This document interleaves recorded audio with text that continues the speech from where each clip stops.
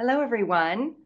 Happy Friday, and welcome to FoodBiz Plus, our periodical webinar series for people interested in building food businesses today. I am Kathy Joran. I'm the director of the Food Business School, which is a graduate and executive education division of the Culinary Institute of America, based in our California campus in Napa, California. Today, we are going to be speaking with our guest for about 40 minutes, after which I will talk a little bit about a couple of upcoming programs that you may be interested in, and we'll plan to conclude right on time just before 2 o'clock Pacific time. All right, so I would like to tell you a little bit. As I mentioned, the Food Business School is the Center for Executive and Graduate Education of the CIA. And our mission is to enable and empower our students to design, deliver, and lead transformative innovations that address the world's most pressing food systems challenges and its greatest business opportunities. And to that end, we offer a variety of open enrollment courses, these webinar series, and we are in the process of building a long-term graduate degree program in food business innovation. So we're very excited about all of that. But today I'd like to introduce our guest speaker, Chris Cornyn. And Chris is currently the Chief Innovation Officer of Before Brands. He'll be coming on here in just a moment. He has incredible experience in developing new products, food products for market, and working with teams to do that, and also has taught a number of our open enrollment classes at Food Business School. Thank you. So I'd Hi, like to thank you welcome for having Chris me. to our webinar. Hi, Chris. Thank you for joining us today. So Chris, let's start by having you tell a little bit more about your career, particularly in food innovation development, and Sure, I'll try to make this a your somewhat experience brief in bringing new history, but products to I market. started out my career in big food and writing ads and commercials for brands like Klondike ice cream bars and Yoplait frozen yogurt and Betty Crocker. And after doing that for a while and learning how to sort of position and launch new products in big food, I started my own firm basically to help food entrepreneurs with how do they position, how do they package their product, how do they bring it to market. And I had that firm for a number of years and then ended up selling it to one of the largest food innovation firms, food development firms.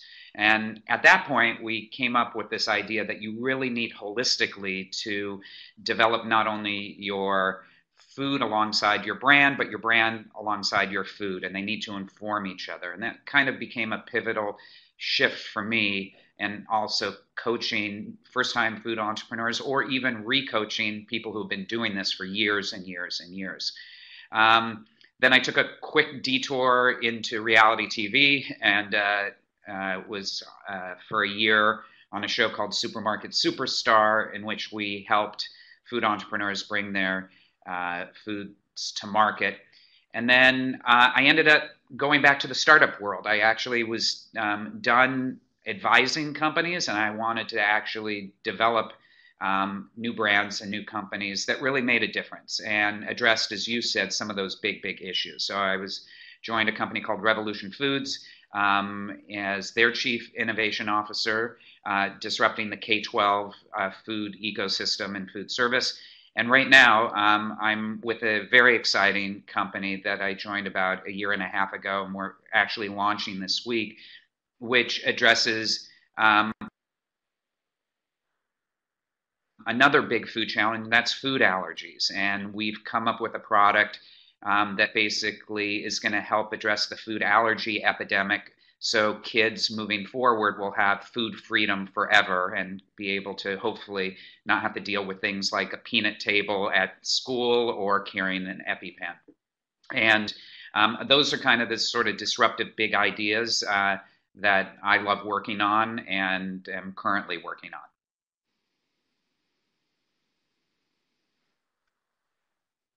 That's an incredible breakthrough in your in your new organization, and how exciting that it's launching Yes, this I'll week. give everyone a Very, sneak very cool. I mean, what an preview so they amazing can opportunity. go take a look. We're in beta, so we're not necessarily out there screaming it from the rooftops, but yeah, it's very exciting. Thank you. Yes. Okay, great. So maybe through your experience, you can tell us a little bit about how the landscape of new product introduction has changed in the Oh last my. 5 to 10 years. It's totally changed. I mean, as you said, I used to teach a number of classes with the food business school, and if I were to teach it tomorrow, I think I would change the whole curriculum. All the levers that we pull in order to bring a new product to market or innovate around branding or a new SKU have become somewhat tired. And knowing that we were going to talk about this, I kind of picked out what were all those old levers that we pulled, and I came up with six. And I don't know whether anyone who's listening would agree. Sort of, we've relied on either we're going to subtract something from a current food product, like, okay, let's take out the sugar, let's take out the salt, and somehow that becomes innovation. Or we change the venue. We take a product and now we make it on the go. Or, there was a whole delivery service sort of surge in the last couple of years. One of the most typical thing, and we see it time and time again, is a new flavor. You get on a plane, you go to a foreign country, you dig up a root or you find a leaf, you bring it back and you integrate it, and somehow that's innovation. And then I guess the other ones that we all rely on are make it easier, make it healthier, make it more convenient, go back to an easier time. And those are all sort of relevant, but consumers have kind of been there, done that, and we just continue to create the same product. So I even, prior to logging on here, thought, okay, if I were to take all those levers right now and apply them, you might come up with a sort of a lower sugar version of an Eskimo pie with some chia seeds with a no drip package and deliver it by drone. And that really isn't addressing any consumer need right now. So I think what you're seeing is a whole bunch of new companies coming up with these new levers or new things that they're using to create new food products. And usually it's about not using existing factories, but coming up with new manufacturing, because what they're creating, you can't just go into a factory and make. There's usually a layer of IP. I think as we move to this new category of foods that are personalized and precision nutrition and active nutrition, the way that you formulate and the way that you make impact with consumers has really changed. So it's gotten a lot more complex, but people are doing some really amazing things. I can think of probably a dozen companies around the country, and they're going to be hundreds, hopefully, people who are going to be studying at the food business school that are going to bring these things alive. So it's a really, really exciting time in food, not only for the entrepreneurs, but big food companies who can help reinvent their businesses. Boy, challenging, but Absolutely. opportunistic, right? In terms of your mention of finding new manufacturers and new ways of manufacturing, do you think that people who are developing a product need to identify someone on their team or within their realm of influence who can help with that kind of developing the manufacturing alongside developing a product? Or how do they go about finding those? That's a great question. I think we see this at the business school all the time, that is kind of a hurdle. Somebody has a great idea. They may have created a brand. They know exactly how they want to sell it, but then it's like, how the hell do I make it? And sometimes there isn't a factory. You can just knock on the door and say, hey, make a lot of this. There are a number of ways. I mean, there are a lot of great people out there who can consult and help, but if you're scrappy, you can figure it out yourself. So, for example, I'll give you two examples of products that were kind of revolutionary, but there was no place to make them. The first, and I was going to talk about this a little bit further down, is Impossible Foods. And of course, they've gotten a lot of press. These are the people who have made plant-based ground beef. There was no place that they could go and make this. So they had to go out and get some funding to build their own manufacturing. Now, that's not always the case. We had a very unique situation where our product is made up of these very sort of gentle food proteins that also happen to be food allergens, if you will. The whole idea behind our products is if you feed a kid early and often all these food proteins, what happens is it trains their immune system and builds up their immune system so they can have a life of food freedom. Now, trying to get 16 food, quote unquote, potential allergens into a traditional food manufacturer is really tough. It's impossible. So you have to be creative. And so we knocked on a lot of doors. We ended up finding somebody who said, okay, this is a big idea. I'm willing to sort of, build a sort of a wall or a barrier so we can help manufacture your product. So you just got to reach out. The Food Business School has great mentors who can help people find, co-packers and manufacturers. Walking in the door and being prepared. So we had a lot of people say no, no, no, and no. And then I realized the way we were selling these manufacturers was wrong. We had to come to them with more of a vision of how it might work in their manufacturing facility, and then they started to embrace us. So you really had to do some research of your own to sort of see what they're already doing and how this might be a fit, where they might be able to modify to make a fit.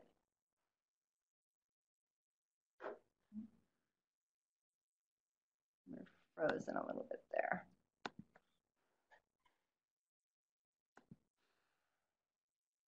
Sorry, everyone. 1 second. I got Chris on freeze here for a sec. Is your microphone on? All right, I apologize. I don't know what went wrong there. I don't know when you cut me off because you got tired of hearing me talk. All about I think I said it sounds like when you're approaching a manufacturer, you really need to be prepared, having done some research on what they actually already do and what their equipment is, what their potential is of maybe incorporating your product when you talk to them. Yeah. Yeah, I think usually, you usually find that you're going to have an ask of a food manufacturer. And the thing that eventually put them over the edge with our product, which was kind of unusual, is we showed that bringing this product to market is, in a sense, going to help the food world in general and have a lot more food freedom for kids. But also to be on sort of the bleeding edge of being able to go attract more clients of their own moving forward. So it's really a package, and you get the right mentors or take the right classes, you can get help to buy in putting that package to the concept and the sort of social justice part of it, as well as a business proposition for them. Yeah, exactly. And not every business has a social angle, but most do. Most food entrepreneurs now are passionate, and they feel like the solutions that are out there aren't necessarily right for them and their families, and they want to share those with other people. So it's a whole combination of all those things. For a new company or a food product to have that kind of a mission or goal in mind, some kind of a social responsibility thought, and to project that to their customer base or their potential customer base? Yeah, I have mixed feelings about this. I mean, you see a lot of food companies that just kind of bolt on a social mission. And I think that becomes really sort of apparent. And I wouldn't just bolt one on to have one. It's like donating a portion of profits, sort of been there, done that. Everybody does that. Now, you can have a social mission of just how your supply chain, you're only sourcing things from in a responsible way. It can be, your social mission could be food packaging. The food industry creates more food packaging waste or more packaging waste than any other industry on the planet. So even making a minor shift the way you package it can make huge social impact. You don't necessarily have to, have this huge, lofty social mission. Just be a responsible member of the food community, and it can be these little baby steps. So I don't think that it is a must-have. I think there's a responsibility as an entrepreneur. But we're helping kids, hopefully not have to deal with food allergies. To us, that's a mission, and it's also a business. But we don't have anything really beyond that. So do what's comfortable for you, but just do a little something. But don't make it a big checkbox where you feel like you got to integrate it into your business and sort of falsely bolt it on. People definitely can perceive if it's just a marketing ploy versus if it's a true heartfelt mission and part of your business itself. So you talk a little bit about a variety of things related to the holistic approach for developing food products, and you've listed some of the things that were sort of priorities in the past, but what are the new priorities and rules of food innovation that people need to keep in mind when they're developing a new product? Yeah, well, I mean, the consumers give a crap. I mean, I hate to be so blunt, but, the world probably doesn't need another lemon meringue pie, or even, all these things, or a twist. I think, and these are, maybe kind of social responsibility words of sort of having purpose and being truthful and impact. And that can take a lot of different forms, but ultimately, I think what you're seeing is this shift, and I used these words before about that. If you think that here is I don't know where I am, the food world is here, and you have dietary supplements and maybe functional and fortified foods, and then you have pharma up here, which is healing, or not even healing, it's curing disease. There's this big space in the middle, which I call nutrition. And, you look at somebody like Habit, they call it personalized nutrition and as effective nutrition and proactive and all these sort of things. And I think that is where it's shifting to, or where food is shifting, is that, a recipe can almost be a prescription, and food needs to step up and kind of fill that big white space between, here are just calories that kind of fill me and taste good, and here are drugs that sort of cure disease. What if we find a set of foods and solutions in the middle that can sort of really be more of an active role in people's lives? Now, that's one thing. I mean, there's all sorts of things, but I think that there are probably billions of dollars of opportunity in this kind of nutrition space and personalization space. And you see some of the big players like Nestle. Nestle is starting to invest in that kind of middle space because there isn't much innovation left in frozen pizza or Hot Pockets or Stouffer's lasagna. And they have seen that. I mean, those sales are sort of, flat, if not declining. And then they have this whole new area that they can play in. And most of the new entrepreneurs that you see are playing in that area as well, whether it's like the Impossible Foods, and Habit is one of them.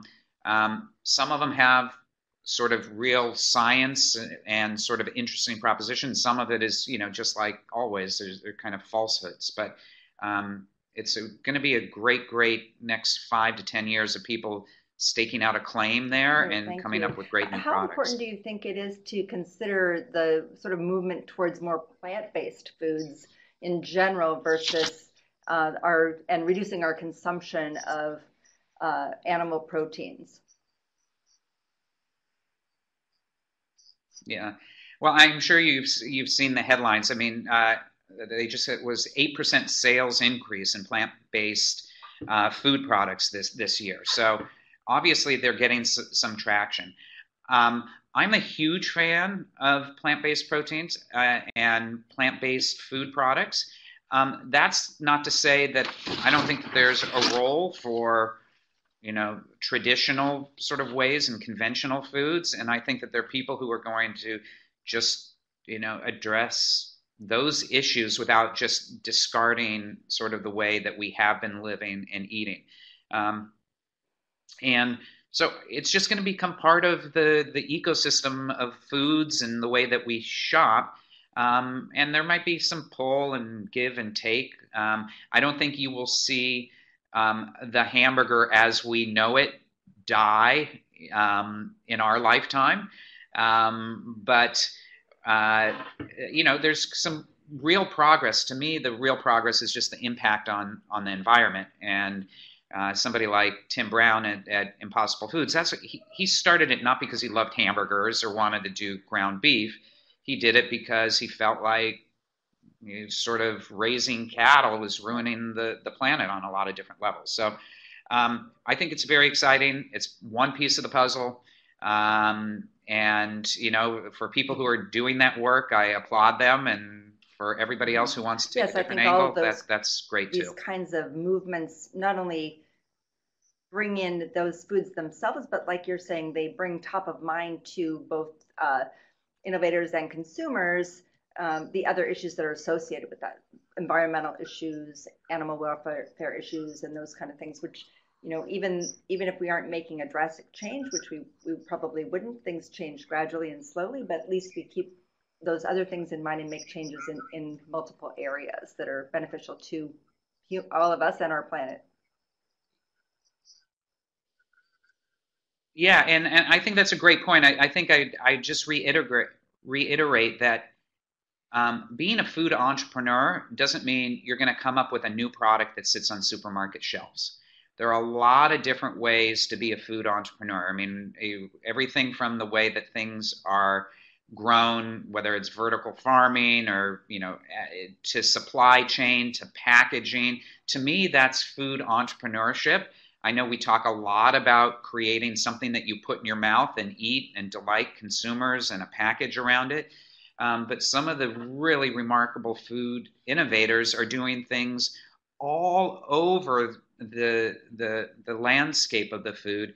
In some ways, that's even more exciting than coming up with the next whatever it may be that you think is going to revolutionize the world and people are going to want to eat. The Strauss family dairy here in California that's now using the methane from their cattle to power their vehicles for delivery, right? What an invention that is. Yeah, I think, yeah, the cow fart is, if you can harness the power of that, you've solved a lot of problems. And so I actually even know, big companies, that are doing research. You have a lot of these big tech companies. They're looking at Google has a whole food division that are trying to look at these things, and they're looking at it from a totally different lens with technology and how do we do things. I don't know if they figured out the cow fart thing yet, but if they did, that's they grapple with huge issues deal of feeding so many people multiple meals per day, that one of the issues that I've been told they're dealing with right now is just managing the quantities of production and managing food waste. Because when you're feeding that kind of volume of people, even though they're feeding them very healthfully and offering many varieties, sometimes that variety leads to more waste than they really want. But they're, obviously working diligently to manage that and keep the health factor there as well. So let's switch gears for a second and say, maybe you can talk a little bit about how, if an innovator is developing a product, how would they define and identify their target market? That's a great question and a tough one, right? In the food industry, sort of what you call center of the bell curve, where most of America lives, sort of. You could just create a product for that and sell, a ton of it. And that's how the big food companies from Kraft to, Nestle, sort of, they did the center of the bell curve. And that kind of model has changed in a lot of ways. You can't create one product that's going to be all things to all people. And that's okay. You know, there are plenty of nice little businesses that start off with a niche, and then it then starts to grow and becomes mainstream or becomes center of the bell curve. I mean, and this morning, Blue Bottle Coffee, which started here in the Bay Area as well. I'm forgetting. They just sold for $700 million, and it might have been Nestle. I forget, one of the big food companies. And that is a great example where the founder just did the total geekiest kind of esoteric coffee for people who really loved it, were impassioned by it, and he defined his market, and it was this big. But look what happened when you have that kind of passion, and you figure, I'm going out for this teeny little niche, and then it happens to grow, and more people adopt it, and then it becomes mainstream. And that model, I think, is really what most food entrepreneurs should think about. And I look at our own business, which we're launching this week, as I told you. Not every mom in America is going to want to put our product in their baby's food, which contains potential food allergens, and feed it. But there are moms out there, millennial moms, who know the science, who understand that this is the way to raise kids and train their immune system. And then we have the same model that we think that it's going to become mainstream. So I guess the short answer is identify the people who are going to be passionate advocates and go after them. But don't think you're going to just go into any big supermarket and be all things to all people, because that doesn't exist anymore. We used to watch 3 television stations. Then we went to cable and had hundreds of cable networks. Now we don't even watch cable, right? We all watch it on our phone or whatnot. So as we see it, it's okay to go niche and then watch it go big. Makes it so much more easy to think about who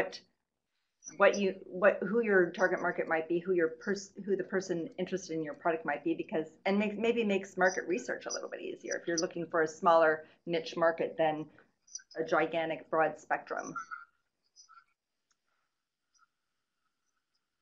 Absolutely. Getting feedback too is much, much easier when you can sort of, who those impassioned people who are going to love your product, and get your feedback as you're growing your business. In building the image of your brand.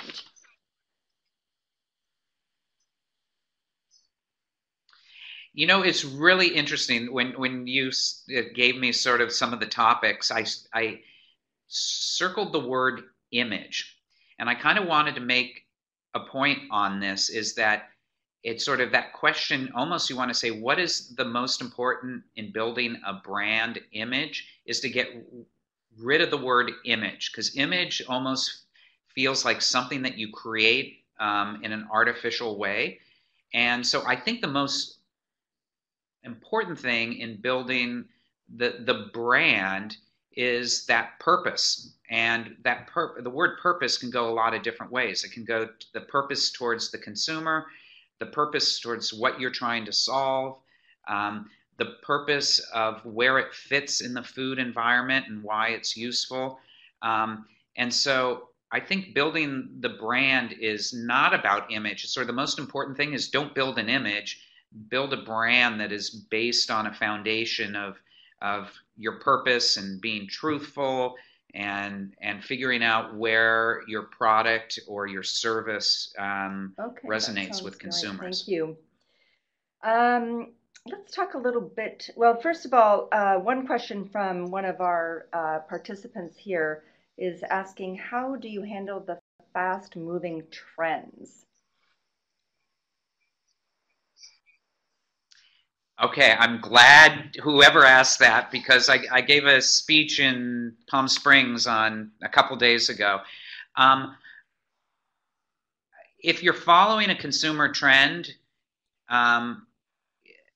you're not doing yourself any service. So if you look at all the trends, and I just happen to have a list of them over the last 20 years, they all rotate around the same sort of themes, but they never create breakthrough products. So I think you need to be aware of what's happening in the food world and culture, all those sort of things. But we all get these syndicated consumer trends or consumer insights in the food world, and I'll tell you what's hot and what's not. But anything that has succeeded in the last 20 years hasn't sort of followed a consumer trend. What they did, or what I call, they discovered a consumer truth, and trends come and go, and then they have delivered on that. So when I talk about these kind of what are our consumer truths, you sort of think about, or at least the way I look at it with nutrition, and what is the truth in that nutrition? It's sort of, consumers want more natural approaches to the way that they eat. That is not, I don't think, a trend. It's just a truth that we see the whole thing. You look at, for example, that people want to use foods to do more than just nourish themselves. They want them to be part of their lifestyle. I think that is a truth and not a trend. It's sort of the things I mentioned before, sort of a delivery, right? That's a trend. It's not a truth. It addresses an issue, but it isn't a huge kind of shift in consumer behavior. Getting an exotic ingredient, and there are always of them, whether it's a spice or that is a consumer trend. It will come and go. So to get back to how do I identify a consumer trend or insight, I watch them, but they just inform us, but we don't say, that's hot, let's do it. If you're a potato chip company, that's great, right? You put the most trendy flavor on the chip, and then next year there's going to be another trendy flavor, and you put it on the chip. So I know that's kind of a long-winded answer. I keep my eyes and ears open to everything, but they are just that. They are trends, and then what the real good food entrepreneurs, they identify truths, which are long-term and fill a need for a population in a way that they can incorporate long-term. Yeah, and that the business can be based on and evolved on. And that doesn't mean that you can't then base on new flavors and trends, and then you put it in an into go, or you deliver it in a different way. But those are just mechanics, even though they've been identified as trends and insights. Can you give any more examples of some successful or not so successful product introductions? Oh, geez. I love it when you ask me to throw people underneath the bus. Well, sure. I have no problem with it. I mean, so there are two big ones that have been in the news, and I'll just explain why I think they have not been successful. You look or could be more successful. So there are two big ones out there, right? There's Just Mayo, and Hampton Creek has had their share of, lack of success or success. There's Soylent, which also I think a lot of people have thought was a big one. And when I go back and look at the intention behind both of them are great. And the products, kind of got a lot of investment. But when you compare those two companies to somebody like Impossible Foods, the Impossible Foods sort of premise of building a new generation food company, to me, again, this is an N of one, focus group of one, seems to have a lot more depth. So as I mentioned, Impossible Foods, they sort of have an impact to health, the planet. They're using real science. They have patented IP on how they're making it. They've had to invent new manufacturing. I thought another great thing about them is they went back to a comfort food. They didn't want people to eat crickets. What they wanted to do is, which I love, by the way, cricket, and I hope they take off. But what they did is they said, we're going to go back to the meat that is most ubiquitous. And the number one sandwich in America is the hamburger. So let's start there. And then Tim Brown is the most truthful, honest CEO, and really kind of, when you talk about purpose and social mission, they kind of, get all the tick boxes. Whereas something like Soylent, is the generation of meal replacement from the 1980s, right? We all saw those jars and you drink it, and it's kind of a new twist on that. So whether that makes them successful or not successful, I think when you're looking at all the criteria of the ones that are really exciting, they kind of do a lot more than retread some of the old ways of eating and solving nutrition problems.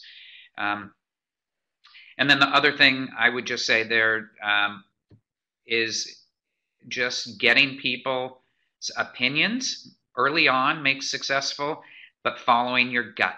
And there are a lot of food entrepreneurs. I have a lot of them that I advise for, and they want me to tell them how to do it. And I don't know any better how to do it than they do. And so entrepreneurs need to trust their gut. At the same time, always have people telling them what they think and be open to it. And I have a CEO, co-founder right now who knows, didn't come from the food industry, but she listens to everything that we have to say, and then she goes with her gut, and it's worked out to be a really good mixture when you're looking for a food entrepreneur or a new food leader. One thing that we hear from food entrepreneurs and startup companies is an individual who starts something who may have expertise in culinary and developing products or something, just as an example, also as an entrepreneur has to kind of, or feels like they have to kind of be an expert at everything else, from HR to finance to funding to marketing, etc. How do you suggest people deal with that? Should they hire other people to help if they can, or yet there's this sort of point where you're not quite able to afford somebody to help, but you really need somebody to help. How do you suggest people maybe address those challenges? Well, yeah, I think that, as I said, this is one of the most exciting times in food, and there are a lot of incubators out there, and there are a lot of services. I know here in the Bay Area, there's a commercial kitchen called Kitchen Town, right? And you can go in, you can lease some space. You meet other food entrepreneurs there, and you see these, sort of populating throughout the country, which just gets you with like-minded entrepreneurs who might have resources, but you don't have to think that you need to know everything. However, that being said, you can't ignore anything either. So I have a food entrepreneur who I will not, name by name, but this entrepreneur hates finances and just can't stand the numbers. And you can't necessarily put your head in the ground and not understand how they work, but that doesn't mean that you have to know how to do them or negotiate with a co-packer. There are tons of great consultants. I mean, we have a team of people here, and we still go out to a lot of food consultants, and they tend to be people who have been in big food and they know how to navigate the system, whether it's the financial or equipment or supply chain or packaging. And there are plenty of good people. You have to unearth them, though. There isn't sort of a website that says, here are all the great people you can hire, which is a shame. It's so fragmented in the food world. And I know you hear that all the time. I hear it all the time, too. But, it's just, if you're tenacious and resourceful, you'll find the right people, and you're going to find people who are going to help you for free, too. Yeah. It doesn't mean writing a check. Just a matter of building that network. If you get the right on that person. Note, just to let our audience know, the Food Business School, when you take a course at the Food Business School, it allows you to have some access to a whole mentor network that we have at Food Business School, where you can get a specific amount of time to talk with different mentors with different areas of expertise in the industry, which is an added benefit of taking a course or a program with Food Business School. One other question, Chris, about IP. You see in a course like what we offer, or even in pitch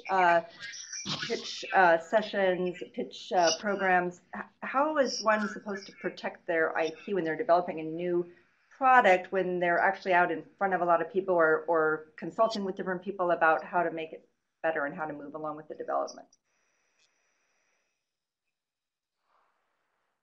Great question. So I think first is understanding what IP is and what it isn't. A recipe is not IP. You can't protect a recipe, and everybody should know that. Now, you can maybe protect a recipe that has a certain kind of ingredient and the way that you process it and or package it. You know, all those components together can be IP.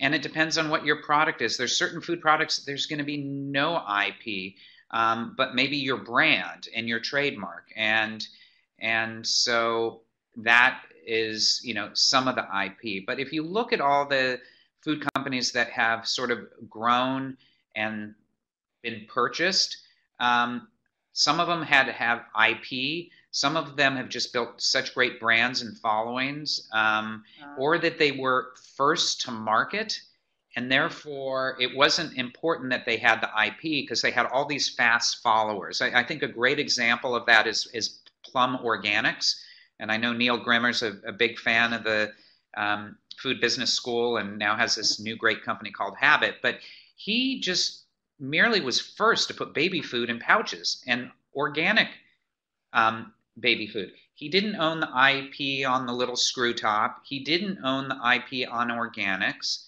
but he went in fast and got market share and a following and established a voice and a brand and all those sort of things. So I harp on IP a lot because the other is really hard.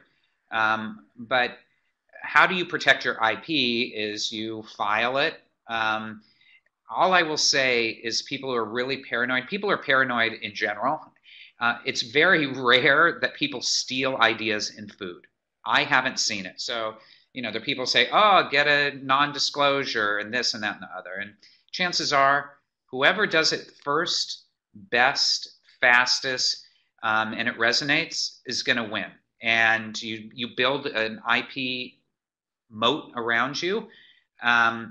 But if you do all the other things first, it's important. No, I agree, and but we've it's seen not evidence crucial. of that in our courses here, right? We've had many conversations with people sharing their ideas, and we've never really seen anybody have any interest in taking on someone else's idea. They're really very fixated on their own and making that work. So that's actually a really nice part of our industry.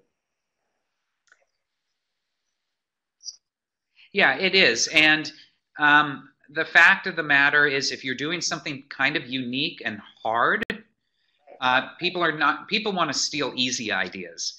And if you're doing something a little bit more complex or intricate or something that's very personal, you're not going to really have to worry about it because people in general are lazy and they're not going to rip off something that is a challenge or is too hard to do. Just for the next couple of minutes, maybe we talk a little bit about what topics you'll plan to cover in your course coming up here in Napa on October 27th and 28th about bringing a concept to market. Absolutely. So this is one of my most exciting things to do throughout the year. I only do it maybe once or twice a year. And the approach that we take on this concept to shelf is we take food entrepreneurs through the whole process. And the reason we do that is because every entrepreneur who walks in the door is at a different place in the process and might be hitting a hurdle, and they want real expertise and real advice from people who can help them out. So from everything from consumer insights to funding to marketing to positioning, my approach is to bring in area experts that these entrepreneurs can actually sit down and talk to. This isn't a bunch of talking heads giving presentations. It's a hands-on way to have exposure to some really great people. So everybody from marketing people who are currently in a food company that is seeing really good growth, you'll be able to not only hear how they approach marketing, but then ask them how they might approach your marketing. We will be consumer insights. There are a lot of great new tools. How do you use them? How do you get insights that are actionable and not just follow trends? How do you create IP and protect it? Talk about that. But what you'll find in this course is that most people who walk in they come in with an idea, and somehow on the other end, it's a little bit different because it's just this hot house of 2 days of food expertise, talking about ideas, and they evolve, they grow, they blossom. And I've been doing this for a couple of years, and I still have some of the entrepreneurs who come back and say, look where we've made it. And then there are a lot, there's a lot of roadkill out there too, right? People say this is too hard, this is too difficult. But those people tend not to have a great idea, or they didn't evolve their idea once they came to the concept of shelf. So, there's another big chunk of the course which you mentioned, which is just supply chain and manufacturing, which tends to be that big mystery for a lot of food entrepreneurs. And we have people who come in who are making food for food companies on a really large scale, and you can tap their brain. And then they also offer the resources and the tools that they use. So it sort of includes all those, with the very end of where we kind of started this conversation, which is developing your sales pitch. And your sales pitch could be one thing to a food manufacturer, very different to investors, and then very, very different when you're trying to get it into a retail channel. Fabulous. So we cover those things. One question just came in. Let's take a quick look at that, Chris, and then we'll wrap up. It's, do you know any food business that sells products at prices comparable to online courses? I'm not sure what that means. So there's not a need for selling the product. I'm actually not sure. Maybe the person can clarify that.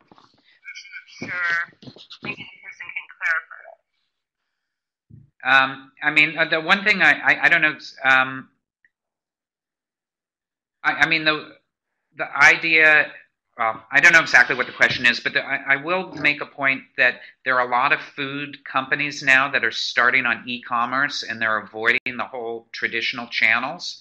And that often is an interesting way to start. I mean, there's some food companies that are all e-commerce and are able to actually scale that way, avoiding putting their food on trucks and going to 5,000 stores around the country. And that is something, certainly some business models that some of the students who come into the food business school are considering. I know we're launching that way, totally e-commerce. And so that is just another thing that we are looking at, is just like, what are the non-traditional channels that you can build a food company without saying, I got to be in, Kroger and be in 5,000 stores or Walmart, right, because no. It's a not a fun road to get there. A little bit of risk, right? Or could be quite a bit of risk. So much better to think about other opportunities and other ways of getting products out there. So this is fabulous. Thank you so much, Chris. Really appreciate your time today and all your insights. And I will wrap up now with a couple of slides about upcoming programs, and we will look forward to chatting with you again soon. Thanks so much, Chris. Thank you. Bye-bye. Okay, everyone. Here is, a couple of courses. So the first one I want to talk about is Chris's course coming up on October 27th and 28th here in Napa Valley.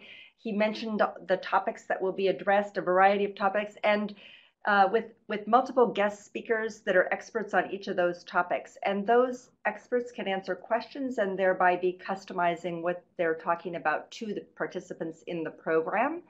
It's we've seen incredible results with and progress from people who have taken this course in the past, so we're excited to be offering it again. It's available to register online right now, or actually to apply. You click on register and it takes you to an application. I'll be sending out an email to all of you who have participated in this webinar today with the video of Chris's talk, so you can look at it again if you like, but also with a special offer for a reduced tuition price if you register in the next 2 weeks. So please keep that in mind. Immediately following upon that course, a couple of days later, is our Sustainable Supply Chains course, also in person here in Napa, taught by Helene York, who is who directs food service and sustainable supply chains for Google through Compass Group. She's an amazing teacher and speaker and resource in the food industry about supply chain management and responsible supply chain management. So that's another program that is also open for registration and application right now.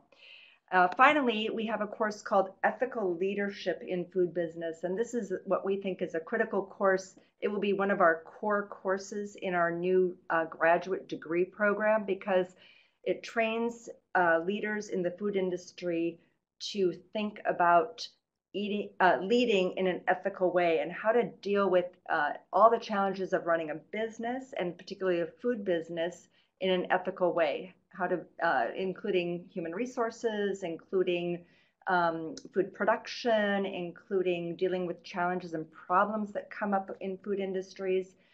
It really is a great course. And this particular course is online for 6 weeks. You can do it from anywhere that you like. The assignments are weekly, but it's asynchronous. So you can do it on your own time within each week. So please check that out as well. That one does not require application. You can register directly from the website.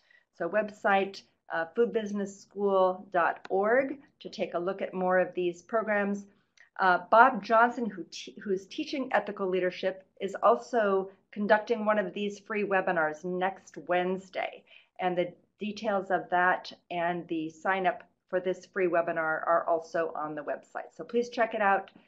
Again, thank you all for joining us today. Really appreciate your time and attention, and I hope we'll see you at a future class at Food Business School.